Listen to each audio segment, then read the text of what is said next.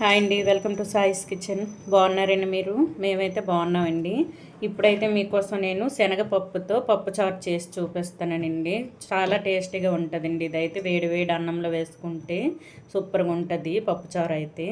నేనైతే శనగపప్పు తీసుకున్నానండి. శనగపప్పుతో అయితే ఇప్పుడు పప్పుచారు చేసి చూపిస్తాను. దీనికోసం అయితే నేను ఈ సైజు కప్పుతో శనగపప్పు తీసేసుకుని ఇది ఒక 1 అవర్ అయితే నానబెట్టేసుకున్నానండి. నానబెట్టేసుకొని కుక్కర్లో అయితే ఒక 2 విజిల్స్ వచ్చేంత వరకు ఉడికించుకున్నాను. చూడండి, ఈ విధంగా 2 విజిల్స్ వచ్చేంత వరకు ఉడికించుకున్నానండి. ఇప్పుడు ఇదైతే పక్కన పెట్టేసుకుందాం. పక్కన పెట్టేసుకొని ఇవైతే మనం చూడండి, ఆనియన్స్, టమాటాలు, పచ్చిమిర్చి ఇవి కూడా వేసి ఉడికించుకోవచ్చండి. కానీ ఇవి ఫ్రై చేసి మనం మిక్సీ పట్టుకుంటే సూపర్గా ఉంటుందండి టేస్ట్ అయితే. ఉడికించే కంటే మనం ఆనియన్స్ ఇవన్నీ కూడా మంచిగా ఫ్రై చేసి ఇది మిక్సీ పట్టి చేసుకుంటే బాగుంటుందండి టేస్ట్ అయితే. అందుకోసం నేనైతే ఇందులో వేసుకోలేదు ఇవి. ఇప్పుడైతే ఇది ఫ్రై చేసుకుందామండి 3 కూడా. ఇప్పుడు ఇవి పక్కన పెట్టేసుకొని స్టవ్ ఆన్ చేసేసుకుందాం. చూడండి, స్టవ్ ఆన్ చేసేసుకొని ఒక ప్యాన్ పెట్టేసుకున్నానండి. కడాయి పెట్టేసుకొని ఇందులో 1 టేబుల్ స్పూన్ వరకు ఆయిల్ వేసుకోండి. 1 టేబుల్ స్పూన్ వరకు ఆయిల్ అండి వేసేసుకొని ఇప్పుడైతే మనం కట్ చేసి పెట్టుకున్న టమాటాలు, ఆనియన్ ఇంకా పచ్చిమిర్చి అండి ఈ 3 కూడా ఇందులో వేసుకొని మంచిగా మగ్గించుకోవాలండి. ఇవైతే మెత్తగా, ఈ టమాటాలు కూడా మెత్తగా మనకి మగ్గాలండి. ఇది తొక్క ఊడేటట్టు రావాలి. టమాటాల పైన ఉన్న తొక్క కూడా ఊడొచ్చినట్టు మగ్గించుకోవాలండి. చూడండి, ఈ విధంగా పెట్టేసుకొని మూత పెట్టేసుకుందాం. ఇవి మంచిగా మగ్గాలండి. మగ్గిన తర్వాత అయితే ఇవి చల్లపడిన తర్వాత మిక్సీ పట్టుకోవాలి. శనగపప్పు ఇంకా మనం ఈ 3 వేయించుకుంటాం కదండి, ఇవి కూడా మిక్సీ పట్టుకోవాలి మెత్తగా.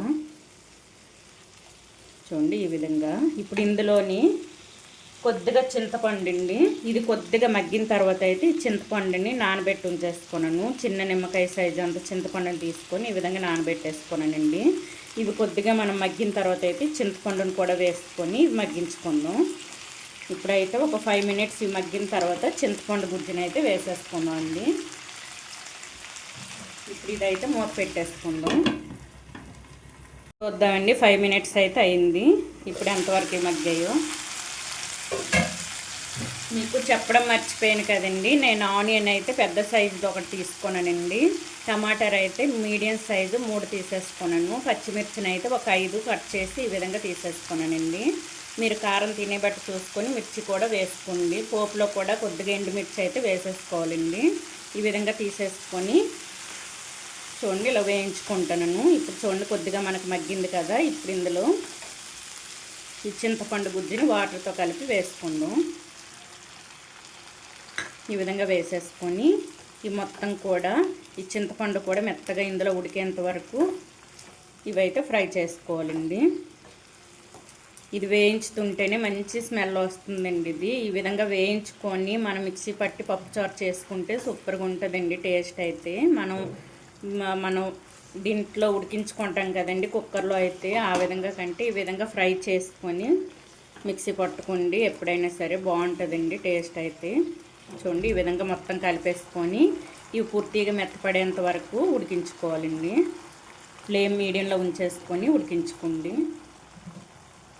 ఇవి ఉడికిన తర్వాత అయితే చూపిస్తానండి. చూద్దామండి మనకి టమాటా మగ్గాయో లేదో.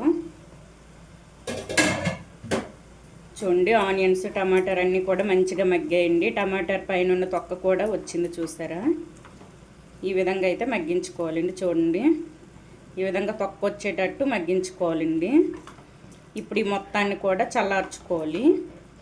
మొత్తం కూడా స్టవ్ను ఆఫ్ చేసేసుకొని పూర్తిగా చల్లార్చుకోవాలండి. చల్లారిన తర్వాత అయితే మిక్సీ పట్టుకుందాం. చూడండి, మనకైతే టమాటాలు, ఆనియన్స్, మిర్చి ఇవన్నీ కూడా చల్లపడ్డాయండి. ఇప్పుడు పక్కన పెట్టేసుకొని ఒక మిక్సీ జార్ తీసేసుకుందాం. ఇప్పుడు ఇందులో ముందుగా శనగపప్పుని మనం కుక్కర్లో ఉడికించుకున్నాం కదండి, ఇదైతే ముందుగా వేసుకుందాం. ఈ విధంగా శనగపప్పుని వేసేసుకొని ఇందులోని ఆనియన్స్ ఇవి కూడా వేసేసుకుందాం అండి. వేసేసుకొని మెత్తగా మిక్సీ పట్టుకోవాలి.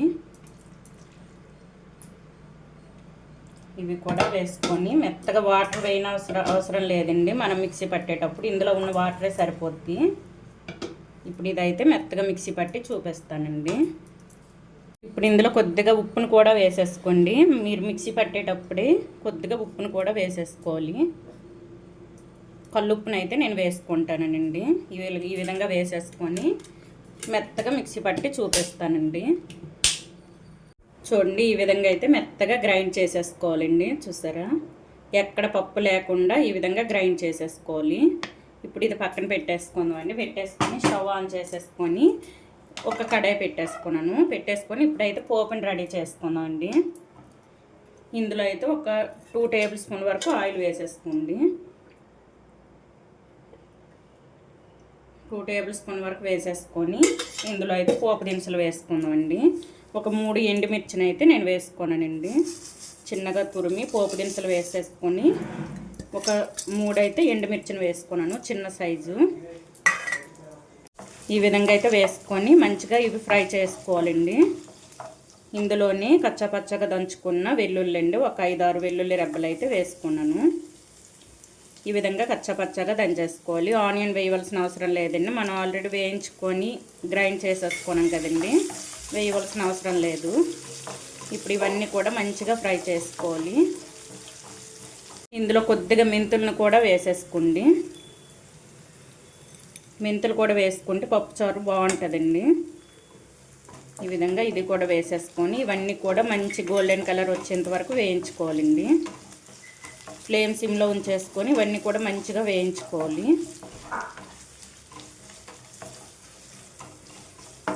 ఇందులో కొద్దిగా హింగు వేసుకుందామండి.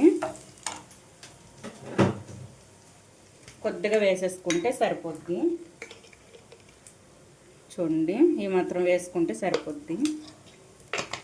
ఇప్పుడు మొత్తాన్ని కూడా మంచిగా కలిపేసుకొని కొద్దిగా కరివేపాకు కూడా వేసుకుందామండి.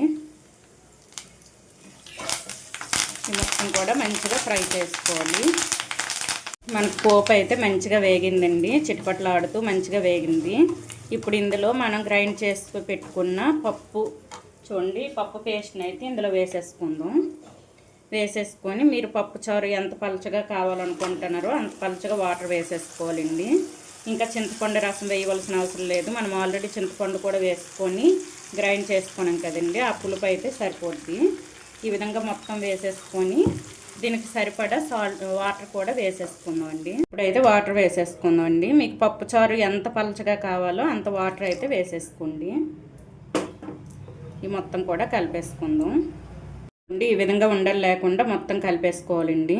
కలిపేసుకొని ఇప్పుడు పసుపు, కారం అన్నీ కూడా వేసేసుకుందాం. కొద్దిగా ఒక 1/2 టేబుల్ స్పూన్ వరకు పసుపుని వేసుకోండి. మీరు కారం తినే బట్టి చూసుకొని కారం అయితే వేసేసుకోవాలండి. ఆల్రెడీ మనం వేసుకున్నాం కదా, పచ్చిమిర్చి వేసుకున్నాం, ఎండుమిర్చి కూడా వేసుకున్నాం. కొద్దిగా చూసుకొని అయితే కారం వేసేసుకోండి. ఇందులోని సాల్ట్ కూడా కొద్దిగా తక్కువండి, సాల్ట్ కూడా వేసేసుకుంటున్నాను. ఇప్పుడు ఇందులో కొద్దిగా గరం మసాలా, కొద్దిగా రసం పొడి అండి, 1 టేబుల్ స్పూన్ వరకు రసం పొడిని వేసుకుంటున్నాను. ఈ మొత్తాన్ని కూడా కలిపేసుకుందాం. ఎక్కడ ఉండలు లేకుండా కలిపేసుకోవాలండి మొత్తం కూడా.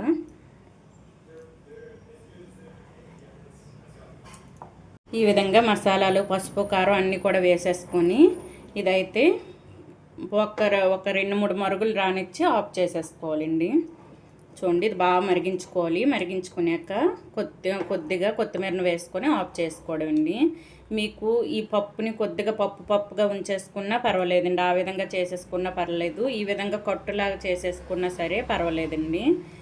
ఈ విధంగా కట్టు కూడా ఇదే విధంగా చేసుకుంటారండి. మనకైతే పప్పు కట్టు అయితే చూడండి, ఈ విధంగా ఎక్కడ పప్పు కనబడలేదు కదండి. మీకు ఈ విధంగా ఇష్టం లేకపోతే కొద్దిగా పప్పునైతే పప్పు గుత్తుతో కొద్దిగా నలిపేసుకొని వేసుకుంటే అలాగైనా సరే బాగానే ఉంటుందండి. ఈ విధంగా అయినా బాగానే ఉంటుంది. ఈ విధంగా అయితే చేసేసుకోవాలండి. నేనైతే వాటర్ అయితే ఈ విధంగా వేసేసుకున్నాను. మీకు ఇంకా పలచగా కావాలంటే ఇంకొద్దిగా వాటర్ వేసుకొని పలచగా చేసుకోవచ్చండి.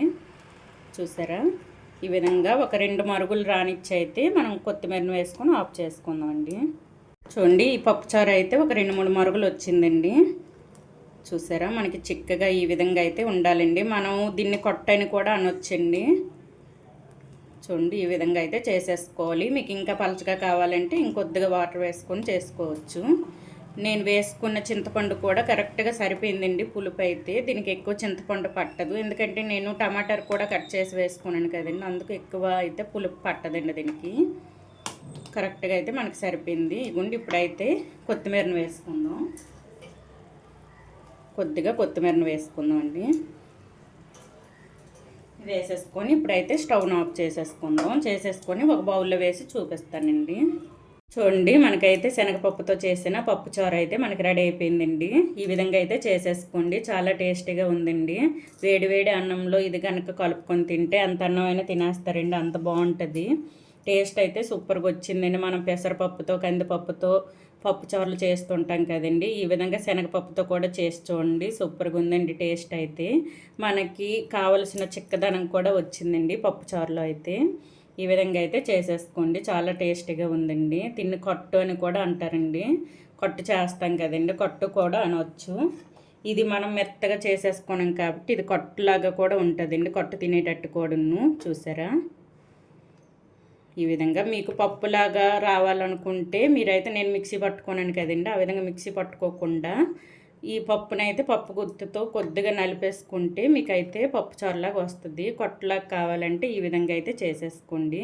పప్పుచారుకి ఈ విధంగా కూడా చేసుకోవచ్చండి, చాలా టేస్టీగా ఉంటుందండి. వేడివేడి అన్నంలో వేసుకుంటే ఈ విధంగా అయితే చేసేసుకోండి.